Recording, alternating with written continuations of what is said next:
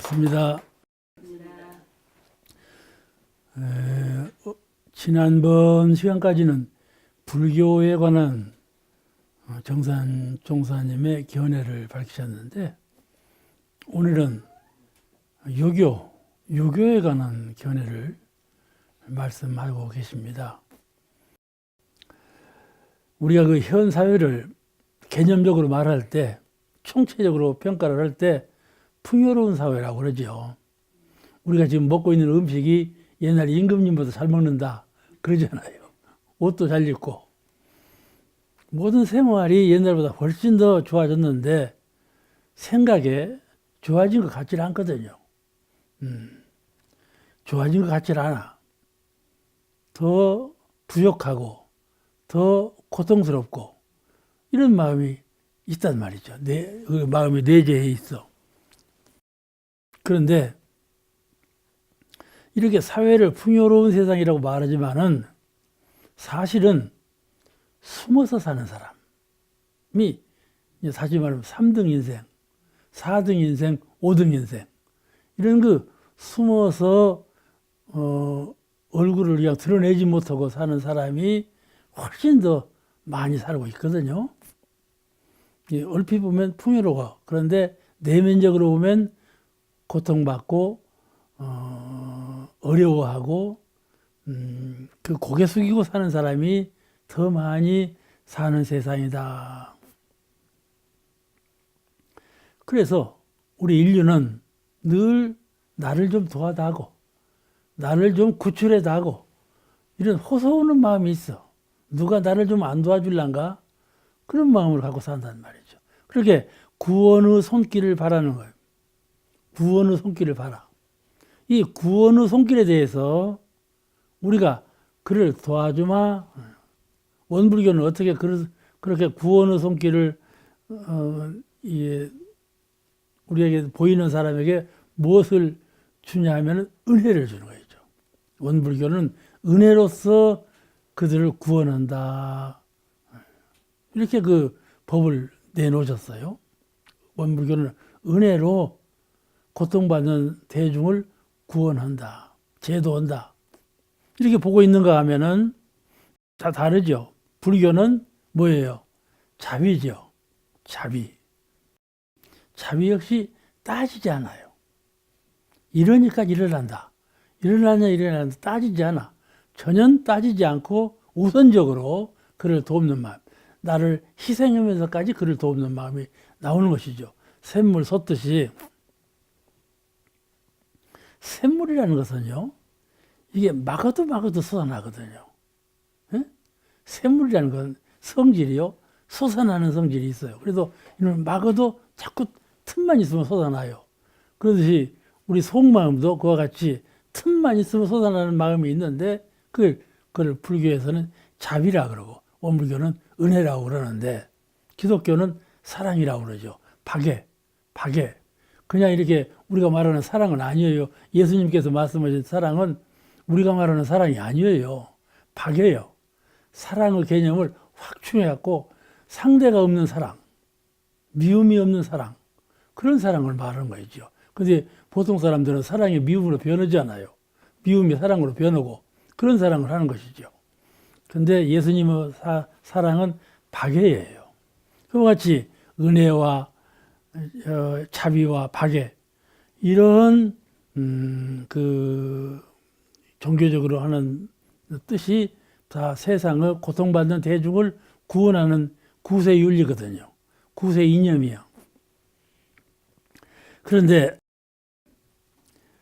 그 유교에서는 이것을 인이라 한다. 어짐으로, 의로움으로, 인으로서 세상을 구제한다. 이렇게 강령을 내놓으신 거예요. 이해가 되시죠? 원불교의 사은의 은혜, 또 불교의 대자대비, 기독교의 박애, 이에 대비해서 유교는 인의를 말한다. 그런 뜻이죠. 오늘 본문은 이 유교 인의사상, 인과 의, 인의사상을 더욱 드러내고 발전시켜야 한다고 주장하신 정살종사님 말씀이에요. 이 인의예지 사상이 지금 죽어버렸어요. 옛날에는 우리 한국은 불교 나라죠. 고려 시대부터 저 고구려 시대부터 불교 나라였는데 이조 시대에 와서 불교를 타나보고 유교를 성장시켰죠. 이제 유교 왕성하게 발전한 시대가 조선 시대예요. 그런데 지금은 어때요? 지금은 영 가라앉아 버렸죠. 이 인의예지의 그 사상이 훨씬 더 대중 마음 가운데서 사라져 버린 시대에 우리가 살고 있어요. 이거를 그렇게 하면 안 된다. 인의예지가 우리가 알고 있는 바와 같이 그 뜻이 다르다 그 말씀이죠.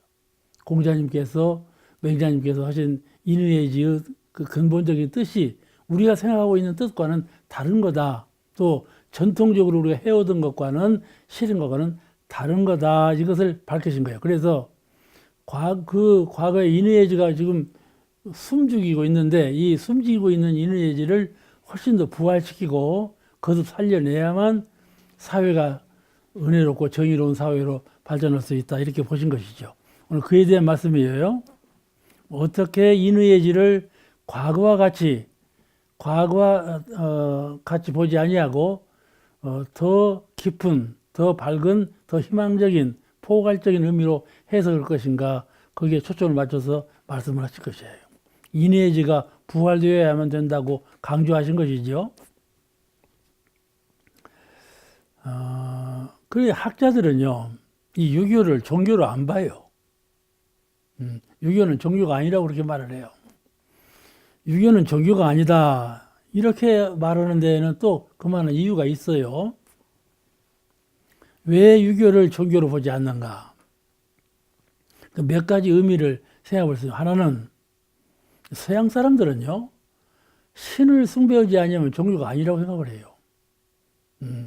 서양의 종교 사전은, 그러니까 유교는 신을 숭배하는 종교가 아니거든요. 그러니까 유교는 종교가 아니다. 첫째 조항이 그거예요. 신을 숭배하지 않으니까 유교는 종교가 아니다. 이렇게 폄호해갖고 잘못된 생각이죠. 그 다음에 도덕의 표준이, 유교는 도덕이라고 하는데 도덕의 표준이 인성적인 면에 그쳤어. 사람의 그 근본 바탕, 또 근본 성질, 사람의 그 성품적인, 천성적인 성질에 관한 것만 밝혔지 우주 진리를 밝히지 못했다. 이런 점이에요. 우주적 차원에서 진리를 말씀하지 않았다. 인간적인 면에서, 도덕적인 면에서만 밝혔고 그 외의 것을 밝히지 못했다. 그런 점이 유교는 종교가 아니다. 그런 점이에요. 또 하나는 유교는 과거와 미래를 말하지 않아요. 과거 새에 어째고 미래는 어찌 된다. 과거와 미래, 공자님에서는 누가 죽음에 대해서 물으니까 죽음에 대해서 나는 모른다. 이미 지내온 것을, 미래는 아직도 안 돌아온 것을 어찌 알겠는가. 이렇게 말씀하셨단 말씀이죠. 그러니까는 과거와 미래에 대해서 유교는 밝힌 바가 없어. 그 점에 대해서 유교는 종교가 아니라 이렇게 평가를 해요. 그런데 종교는 종교 개념, 종교란 무엇이냐? 이것부터 따져봐야 돼요. 그렇게 본다면은 종교 개념을 어떻게 보느냐에 따라서 유교는 종교인가 아닌가를 말할 수가 있지. 종교 개념을 어디다 그냥 딱 묶어놔. 이런 것이 종교라. 이래 놓으면 이렇게 그 유교는 종교가 아니라고 말할 수가 있는데 종교 개념부터 여러 가지 방향에서 우리가 이해할 수가 있어요. 그러니까 함부로 유교는 종교가 아니다 이런 말을 할 수가 없는 것이죠. 과연 세상을 건지는 데 있어서 참 실질적인 효율, 실질적으로 그 종교가 세상을 건지느냐, 말로만, 이념적으로만 건지고 있느냐, 좀 판이하게 다르죠. 그러니까 실질면에서 본다면 어떤 유교가 종교냐 아닌가는 아주 판이하게 의미가 달라집니다. 종교의 개념부터 우선 잘 세워야 하고 그런 연후에 유교가 종교인가 아닌가를 말을 해야지 종교 개념부터 얼핏하게 따로 치우쳐 생각해 놓고 말을 하는 것은 그러다 그 말씀이죠. 그러므로 정산종사님은 인의에 대한 바른 해석, 옛날처럼 그렇게 행하지 말고 그런 어떤 그런 표준이 여기서 지금까지 해왔거든요. 근데 그런 표준이 벌써 인의예지에 대한 해석차가 있어. 인이란 이런 거다. 의란 이런 거다. 해석 차이가 있어. 그러므로 그 바른 해석, 진리적인 바른 해석을 해야 된다. 공자님이, 맹자님이 뜻하는 인이라는 건 무엇이다 하는 것을 옛날 해석법과 지금 정산종사님의 해석법은 판이 여기 다르다. 그러므로 앞으로는 이 인의예지가 서지 아니하면 세상을 건지지 못하리라 이런 그 말씀을 하시고 계시는 것이에요. 그럼 본문에 의해서 말씀을 드리겠습니다. 본문에 인의에 대하여 말씀하시기를 인이란 어질다는 말씀이니 부처님의 자비요 예수 박여며 그랬어요. 이거 다 나오죠? 이제 과거 부처님의 자비 사상이요 예수님의 박여 사상이다. 같은 거다. 그러니까 그러면 이 유교 인사상에 대해서 좀 알아봐야 될 필요가 있죠. 인사상은 어떠한 진리인가? 그런 사상면에서 좀 알아볼 필요가 있어요. 공자는 논어에서 106회 나는 안 찾아봤어. 근데 다른 사람들이 다 찾아보고 공자의 말씀 가운데 인의에 대해서 106회를 말씀했다는 거야. 그렇게 늘 인에 대해서 말씀을 했어. 인을 주장해서 제일 많은 말씀을 해준 거야. 그 맹자 역시 인사상을 계속 드러냈어. 공자님이 인에 대해서 말씀하신 것을 공자님 가시고 이제 맹자가 그 수석 제자가 인에 대해서 인사상을 더 많이 발전시켜 가지고 정확하게 드러냈단 말이죠. 인의 근본적인 원리를 역시 인사성을 드러내셨는데 인의 근본적인 말씀, 인이라는 것은 진리적으로 의미상으로 무엇이다 이것을 잘 드러내지 못했다 그 말이에요. 그냥 어지르게 하라 이렇게만 했지 어짐이라는 것이 무엇이다고 규정을 짓지 못했다 이 말이죠. 아직 알아들으셨죠? 어지르게 어진 것은 무엇이냐? 인이라는 것은 어진 거다. 그럼 어진 거는 뭐냐? 어떻게 하는 것이 어진 것이냐? 이것을 잘 드러내지 못했다 그 말이에요. 그 인의 근본적인 원리를 드러내지 못했다. 가령 우리가 우주만유 대종사님은 우주만유 진리가 이론상의 진리다 하셨다면 대종사님은 이론상의 진리는 무엇이라고 다 밝혔잖아요. 밝혔죠. 그와 같이 그런 진리적으로 해명을 못했다 그 말이에요. 인에 대해서 말씀을 하셨으나 인이 진리적으로 무엇이다는 말씀을 하신 바가 없다 그 말이죠. 해서도 약했고. 그런데 이 유교 사상이 집약된 것은 이렇게 유교가 종교로 승격되고 도덕의 가장 근본 사상으로 이게 규결된 이것을 해갖고 딱 총체적으로 유교를 만든 것은 어느 때냐 그러면은 송나라 때 주희라는 분이 제자들인데 주희라는 분이 논어, 맹자, 또 중용, 대학 4가지 교서를 유교로 집약시켜서 그게 유교가 된 거야. 이 사서삼경을 경으로서 딱 규결시킨 것이 바로 이 송나라 때 주희가 그런 작업을 했어요. 그래서 지금 내려오는 사서삼경이라는 말이 그 말이에요.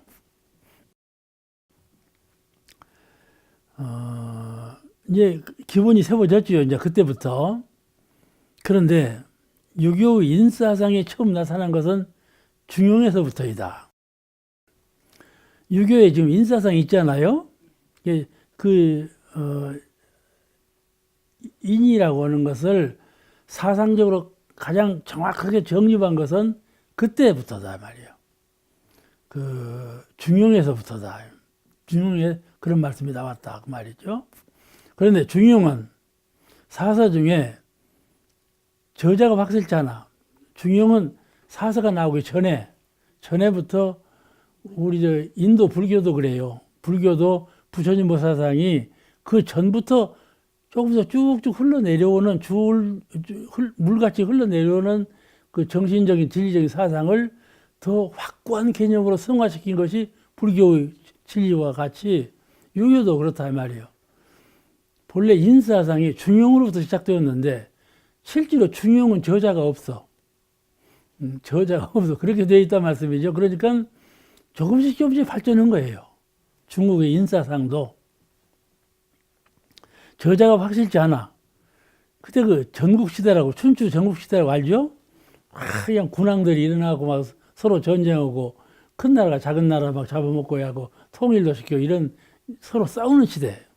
그 중국이라고는 큰 땅덩어리가 서로 싸우는 시대를 전국시대라고 그러는데 그 말기에 이 진나라 한나라 시대에 진나라하고 한나라하고 대립이 되었었는데 그 춘추 전국시대의 말기에 진나라 한나라가 성행할 때 그때쯤에서 아마 중용이 시작되었을 거다. 그 중용 사상이 시작된 것이 아닌가 그렇게 생각하고 있는데 그 중용에서부터 인hu 사상이 태동되어 가지고 발전되어 왔다. 그런 말이죠. 그러니까 꼭 인hu 사상이 공자님부터 시작된 것이 아니다 그 말이에요. 그 전부터 조금씩 발전해 왔다 그런 뜻이죠. 중용에 뭐라고 했는가 하면은 인자 이냐라 어진 사람이 사람이다 그 말이요. 인자 이냐 어진 사람이 사람이다. 이게 어질지 않은 사람은 사람이 아니다. 그렇죠. 옥타원님은 지금 사람이잖아. 옥타원님 어질다 그 말이요. 그러지 않아요. 어질지 않으면 사람이 못 돼야. 이게 이 사람들도 보면 어질지 않은 사람이 있지 않아. 그런 사람은 사람이 아니라고 그러지 않아요. 인자 이냐라 어진 사람이 사람이다. 그런 개념으로 발전된 것이 중용 철학이에요. 그러니까 사람은 반드시 어질해야 된다 그런 말씀이죠. 어질지 않은 사람은 사람이 아니다. 이 말이 거기서부터 나왔어요. 그냥 우리 평소 통상적인 말로 그 사람도 사람이야? 그렇게 말할 때 이런 걸 비유해서 하는 말이에요. 논어에 중용에는 그런 말이 있었는데 논어에 지금 인에 관한 말이에요. 유살신이 성인이라. 살신, 자기 몸을 희생하는 거. 자기 몸을 희생해서 그 일을 성사시키는 거. 그것이 인이다. 그게 말이에요. 유살신이 성인이라. 자기 몸을 희생하는 것, 그것이 인을 이룬다. 그런 말이에요. 응? 자기 몸을 희생함으로써 인을 이룬다. 그런 말씀이 있거든요. 인이라는 건 그런 거다. 나를 희생해서 저를 돕는 거죠.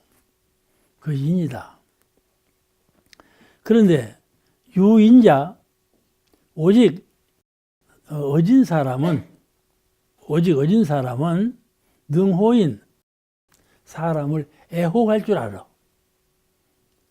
귀해할 줄 알고, 사랑할 줄 알고, 포용할 줄 알고, 키울 줄 알고, 응?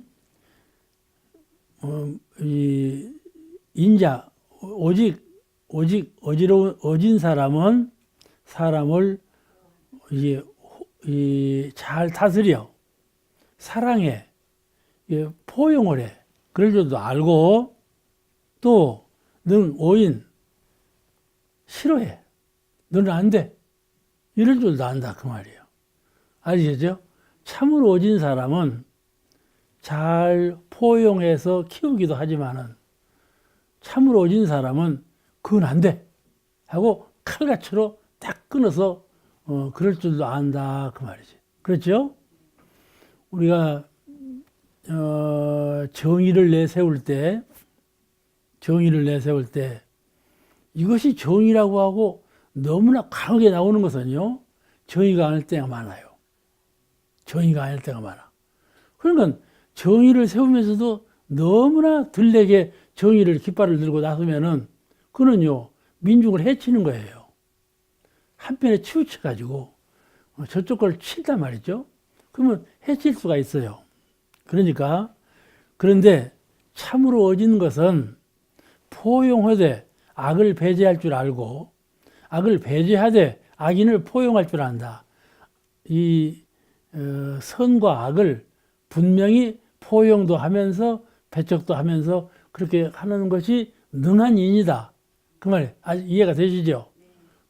인 가운데에도 능하다는 말은 인하지만 인에 국집되지 않아. 또 인하지만 인의 근본 정신을 깨쳤어. 인의 근본 정신에 의해서 다스리는 사람은 그 인과 반대되는 것도 전부 사랑할 줄 알고 또 인과 반대되는 것을 끊어서 고칠 줄도 알고 이렇게 된다. 그러니까 이 세상을 법으로 다스릴 때 다스리는 것을 목적으로 알지 법을 세우자 법을 목적으로 한다 하는 거죠. 아시겠죠? 다스리는 것이 목적이지 법을 세우는 것이 목적이 아니다. 그런 뜻이에요. 그래서 이 인의 뜻을 그렇게 아주 상대적인 인이 아닌 상대성을 떠난 절대적인 인, 이런 인을 주장했어. 그걸 유인이라고 그래요. 절대 유인, 오직 인밖에 없는 거, 그거. 어렵죠? 제가 말을 어렵게 해서 그러지. 사실은 쉬운 말인데, 그래요. 유인, 오직 유자, 어질인자, 유인자, 오직 어진 사람은 사람을 좋아하기도 하고, 사람을 능히 미워하기도 하고, 이런다. 그러니까, 주나세나 다 좋아해봐. 이 가정도 말이지. 내가 낳은 아들이니까, 내가 낳은 딸이니까 무조건 좋아해봐. 그 아들, 딸이 잘 돼야? 그렇죠? 싫어할 건 싫어하고 좋아할 건 좋아해야 아들, 딸이 잘 되지. 그렇지 않아? 이 목적이 아들, 딸을 잘 되게 하는 데 있어. 그 싫어하는 것을 싫어하고 좋아하는 걸 좋아하는 데 있지 않아. 그렇잖아요. 그 부모님을 사랑하면 그런 거예요. 그것이 이 어진 사람은 포용을 하고 싫어하고 하되 근본적인 뜻이 다 키우고 가꾸는 데 있어. 그 사랑하고 미워하는데 거기에 있지 않다 그 말이에요. 그러니까 유인자는 능 호인하고 능 악인하고 사람을 좋아할 수도 있고 싫어할 수도 있고 미워할 수도 있다. 그러니까 저 양반은 성인이 되어갖고 또 불도를 닦으면서 성질을 낸다. 뭐 도인이 아니다. 그러고 다녀? 그렇지 않다 그 말이에요. 도인도 성낼 때는 성낸다 이 말이에요. 근데 그 성내는 것이 제도하기 위한 방편으로 성내는 것이지 성에 국집된 성내는 것이 아니다 그 말이지. 그러기 어렵겠죠. 어려워요. 그러니까 선악을 다 고루 방편으로 부려 쓰는 것이지 선이나 악에 종속되어 있지 않다. 성인의 마음은 선과 악에 묶여 있지 않다. 그 맹자가 오늘 지금 인에 대해서 말씀드리는 거예요. 오늘 이 6.25 인사상은 이런 거다 이런 말씀이에요. 맹자가 양해와에게 말하기를 맹자에 나오는 말이에요. 측은지심 인지다냐. 측은한 마음을 내는 것이 사람을 한 것이다. 이르한 것이다. 어지무한 것이다. 측은한 마음을 내. 무엇을 보거나 어리석은 사람을 보거나 고통받은 사람을 보거나 부족한 사람을 보거나 편협한 사람을 보거나 어떤 사람을 보거나 그 불쌍한 마음, 그 마음을 내.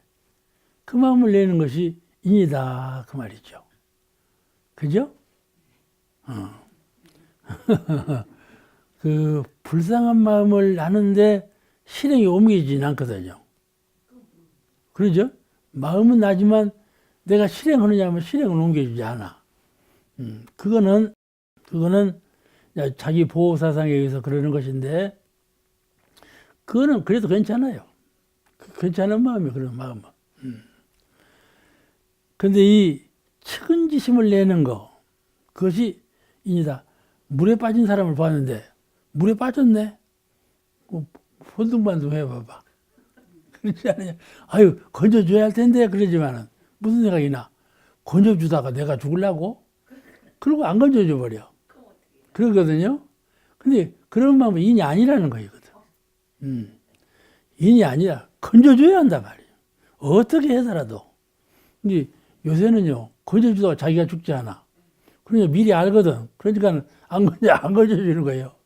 그런데 그 인은 그런 것이 아니라 근본적으로 아주 극한 상황에서 자기를 희생하면서까지 그를 구해주는 거, 그걸 인이라 한다. 그 말이에요. 주장하는 바가.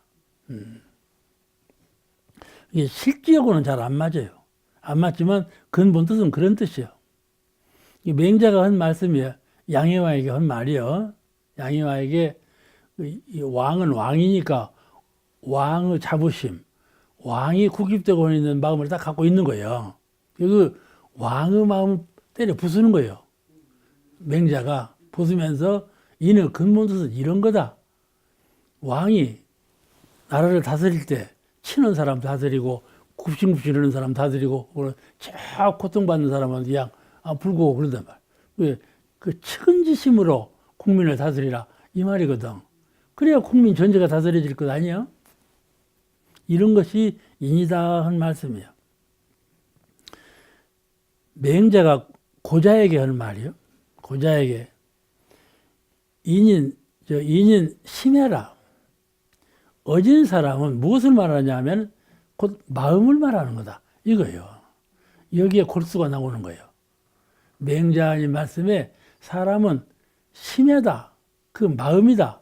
사람은 이렇게 이제 어묵동정 간에 활동하는 거, 육체를 가지고 있는 거, 이거 사람이라고 하지만은 사람의 근본은 마음이라고 말이지. 그러니까 인이라고 하는 것은 마음이다. 이렇게 말을 했다니까. 인은 마음이다. 이렇게 말을 했어. 이것이 바로 맹자가 고자에게 한 말이에요.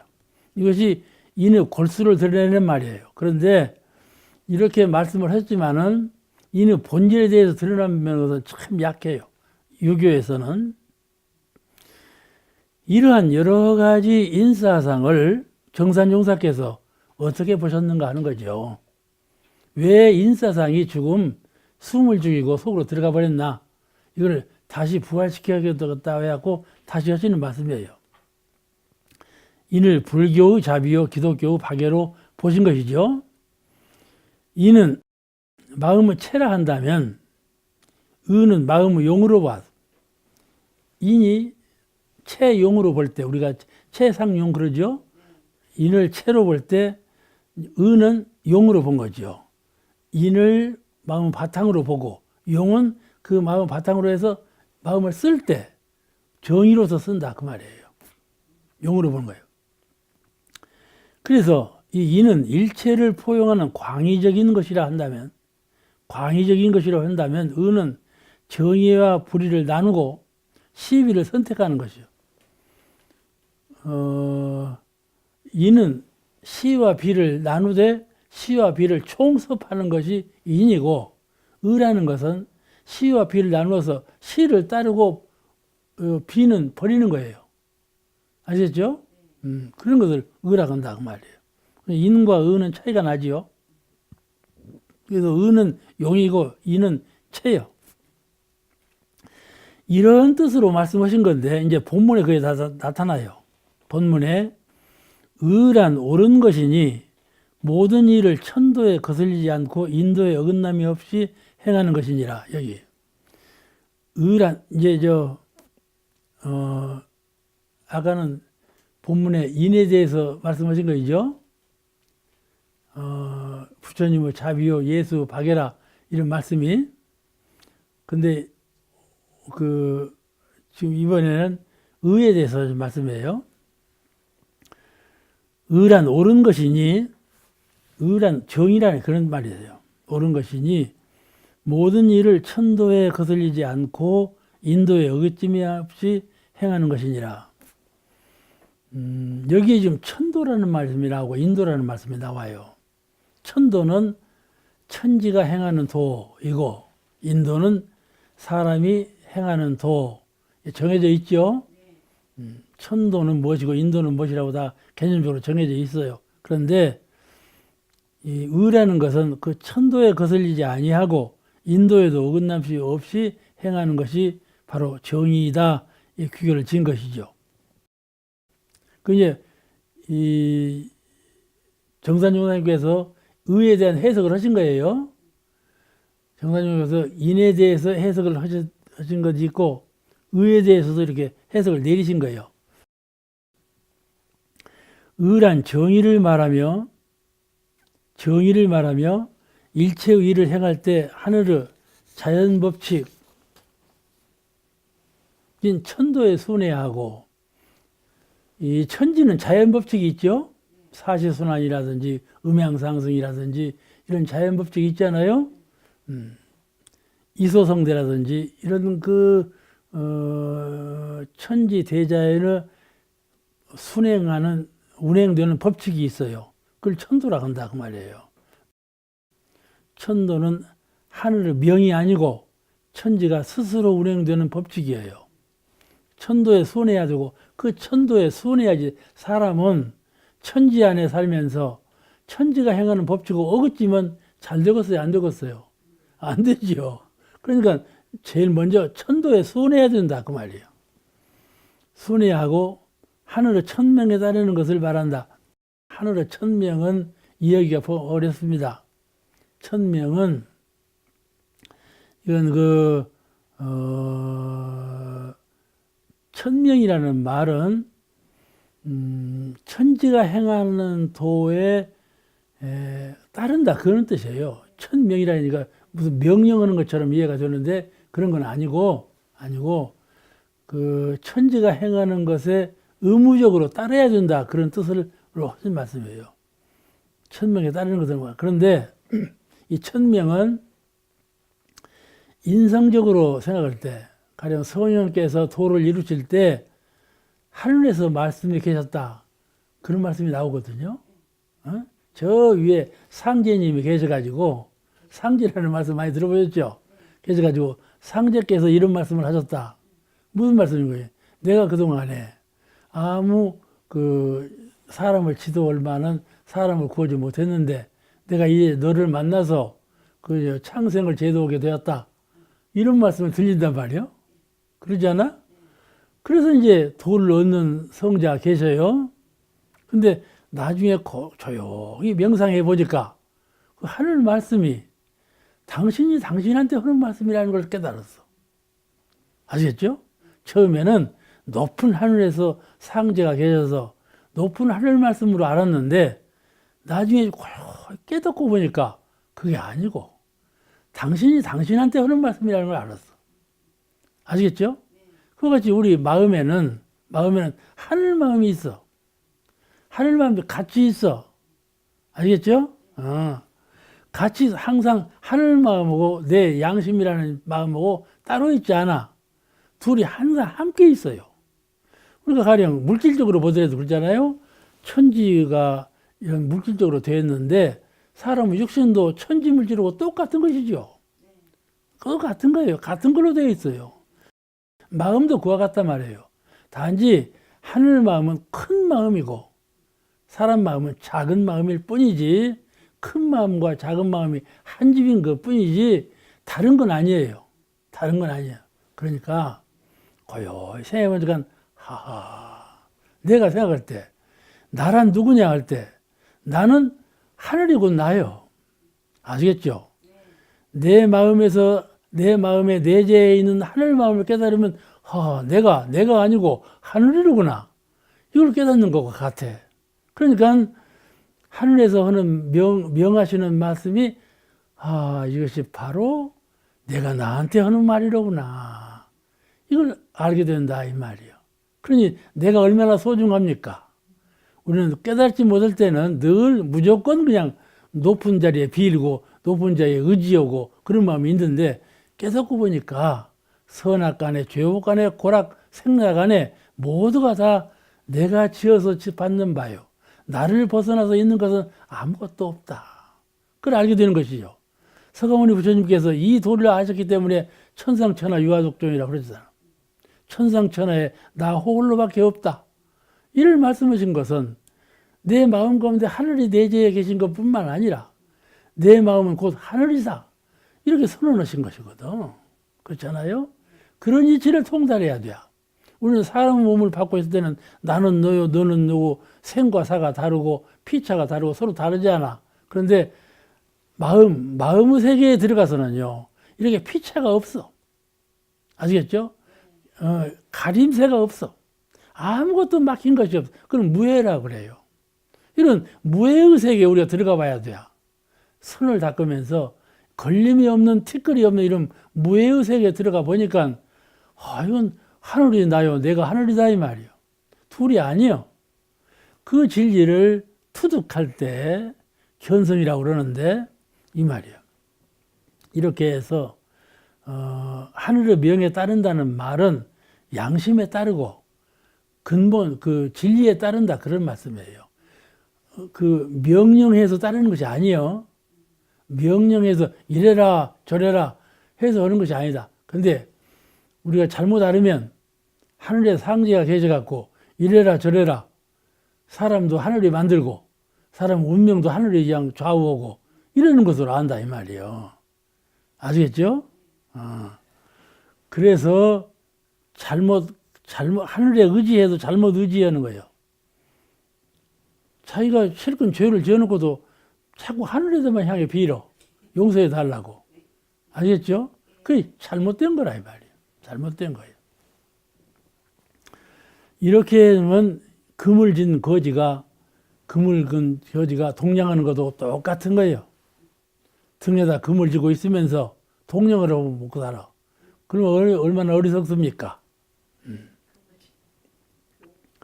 그러니까 여기 천도에 순회하고 하늘의 천명에 따르는 것을 말한다. 이 말씀을 잘 이해해야 돼요. 의라고 하는 것은, 정이라고 하는 것은 하늘의 명에 따르는 것을 말한다. 그런데 그 하늘의 명이 저 위에서 아래로 내리는 명이 아니라는 것을 우리가 이해해야 해요. 천도에 순해야 되고 하늘이 운행되는 자연법칙 거기에 순해야만 된다. 거기 영리가 되면 안 되죠. 우리는 이 천지의 은혜 속에서 살고 있는데 천지의 은혜를 배신해 봐봐. 그거 살겠어? 또한 정의는 인간의 시비에 정의라고 하는 것은 천도에 따르고 천명에 순해야 되는 것이 정의이지만은 인간사회에 시비이해로 서로 얽히고 설켜지지 않아요? 근데 여기에도 어긋남이 없게 바르게 해야 된다. 그 말이요. 무슨 말인가 하면은 대한민국 하면 대한민국 통치하는 법이 있어요. 인류 사회에 하면 인류 사회를 운행하는 그 헌장이 있잖아요. 인류 헌장이 있어. 그와 같이 사회는 사회대로 법이 있단 말이에요. 그럼 법을 따라야 한다 그 말이지. 알겠죠? 정의라고 하는 것은 진리적인 천도에도 손해야 되지만은 인간이 법을 세웠는데 그 법에 의해야 된다 그 말이지. 그러죠? 이 말씀대로만 읽으면 무슨 말씀이 잘 이해가 안 돼요. 그런데 다 쉬운 말씀이에요. 그러니까는 의라는 것은 옳은 것인데 그 천도에 거슬리지 않고 인도에 어긋짐이 없이 행하는 것이니라. 그 말씀의 뜻은 그런 뜻이에요. 또 본문에 인의에도 아까 이제 인과 의에 대해 설명하셨는데 인과 의가 합해갖고 본문에 이래서 인의에도 큰 인의가 있고 작은 인의가 있나니 인의를 행하되 작은 인의로부터 큰 인의를 행하며 인의에는 큰 인의가 있고 작은 인의가 있다. 근데 작은 인의는 불고해버리고 큰 인의만을 하려고 하는 그 허황된 마음도 갖지 말고 작은 인의로부터 점진적으로 큰 인의에 도달하도록 그렇게 해라. 그 말이죠. 그러니까 나에게도 인의가 있고 내가 소속해 있는 회사에도 인의가 있고 내가 소속해 있는 가정과 사회와 국가와에도 다 인의가 있잖아. 그것을 먼저 내 인의부터 행하라 이 말이에요. 그 다음에 가정, 사회, 국가를 이렇게 점진적으로 인의의 의미를 확대해 가서 나의 인의가 세상에 널리 퍼질 수 있도록 이렇게 작은 자리에서 큰 자리로 자꾸 점진적으로 키워가라 그 말씀이에요. 인을 행함에 그 인과 의를 인의가 큰 인의와 작은 인의가 있나니 인을 행하되 작은 인의로부터 큰 인의를 행하며 인과 의를 겸전하여 이제 인과 의를 인은 사람은 인은 사람에 치우치고 의로운 사람은 의로운 사람에 치우치고 이렇게 되면 안 되고 인과 의를 항상 겸용해서 활용해라 그 말이지. 가령 세상에 하는 말이 무골호인이라고 그러잖아요. 이래도 흥 저래도 흥 무골호인. 그런 사람은 그냥 인에 빠진 사람이야. 인에 빠진 사람이야. 그렇지 않아요? 또 의에 빠진 사람은요. 딱 구별하고 저는 안 돼. 그 깃발만 날리거든. 그렇게 되면 또 각박해서 못 살아요. 그러니까는 인과 의에 치우침이 없게 하라. 인과 의가 본래 그 근본은 선이요. 선이라는 마음에서 인과 의가 나왔는데 의만 취하고 인을 버려버리고 인을 취하고 은을 버려버리면 선의 근본은 것이 아니에요. 그러니까 사람은 선의 근본에서 인과 의를 같이 함께 해라. 그 말이죠. 그래야 사람을 다스릴 수가 있어. 사람이 잘할 때는 참 네 잘한다. 칭찬 도움에다 키우고 잘 못할 때에는 칼날로 탁 잘라서 이건 안 돼. 하고 어머니가 아들을 키울 때 매를 때리지 않아. 매로 때리는 건 무자비잖아. 상처를 날 때라도 막 때리거든. 그건 뭐예요? 오직 자녀를 고치고자 하는 마음이거든. 그러니까 인과 사랑할 때는 사랑하더라도 의로울 때는 의롭게 해야 자녀가 잘 큰다 이 말이지. 이 세상도 마찬가지요. 인과 은을 잘 겸용해서 활용할 수 있어야 된다. 사람은 대형사님께 어떤 제자를 꾸중하고 계셨어. 하루는 조치를 안 해서. 근데 황희철 선생이 그때 문을 탁 열고 들어갔더래. 대지부사님께도 그냥 화기청 환한 얼굴로 자비스러운 자비 훈풍으로 누구 왔는가 하고 금방 그렇게 변해요. 그렇게 변하시는 모습을 보고 참 그 성자로 보시는 마음이 더 우러났다. 그런 말이 나오잖아요. 이 꾸중해도 꾸중에 집착한 바가 없다 이 말이세요. 근데 우리는 성질이나 그냥 성질 나는 대로 밀어붙이지 않아?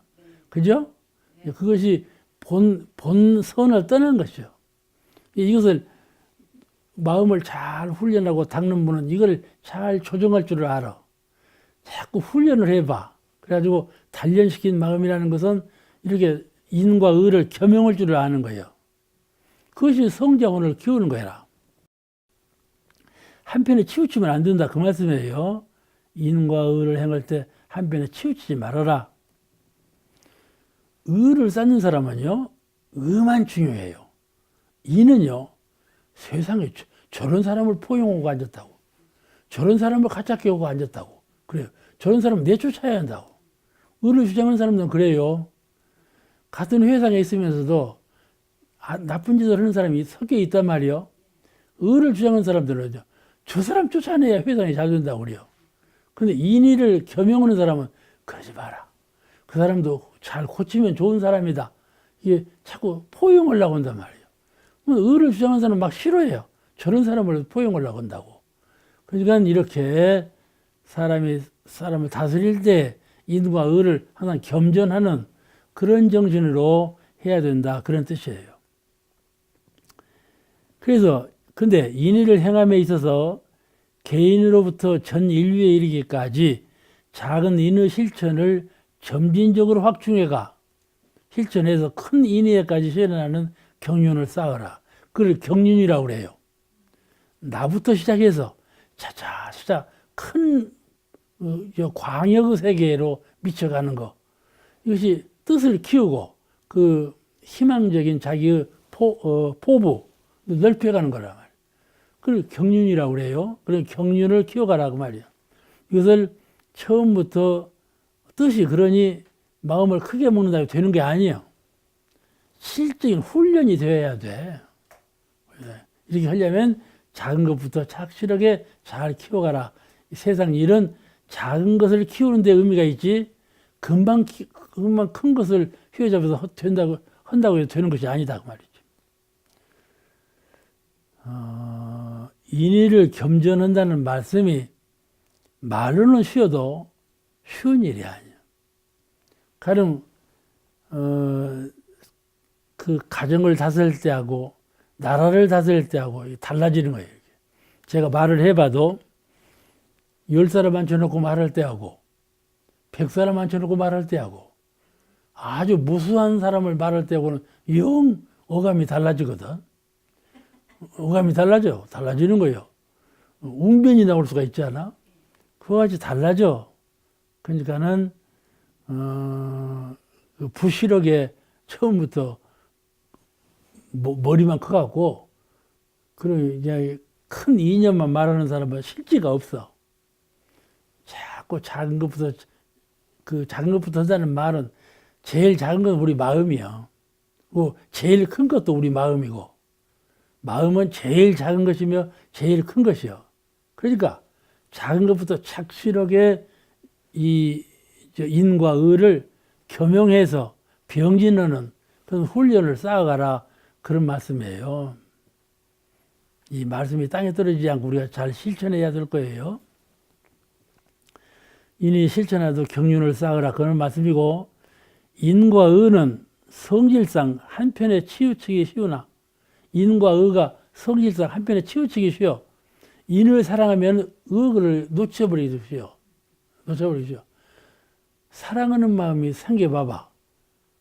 사랑하는 사람 마음이 생겨봐봐. 그냥 죽고 못 살아. 그냥. 그리고 홀려갖고. 그런데 나중에 이제 미운 마음이 생겨봐봐. 이혼하자. 그러지 않아요. 이렇게 되니까 안 된다. 이 말이에요. 이 두 가지를 항상 겸전하는 마음을 가져야 된다. 사람을, 사유라는 사람을 대하고 대할 때에 항상 이게 겸전하는 마음으로 해요. 치우치지 않도록 해요. 왜 그러느냐? 내가 본래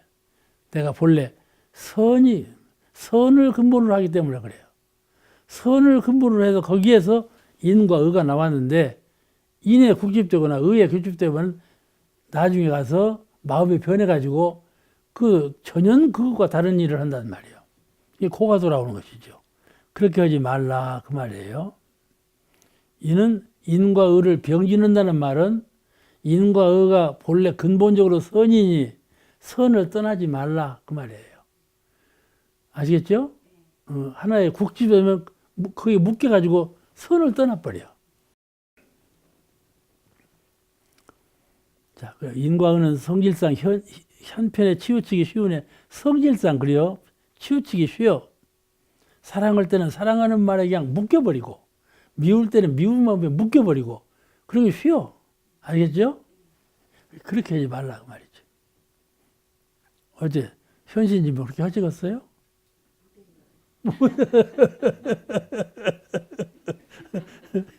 그것이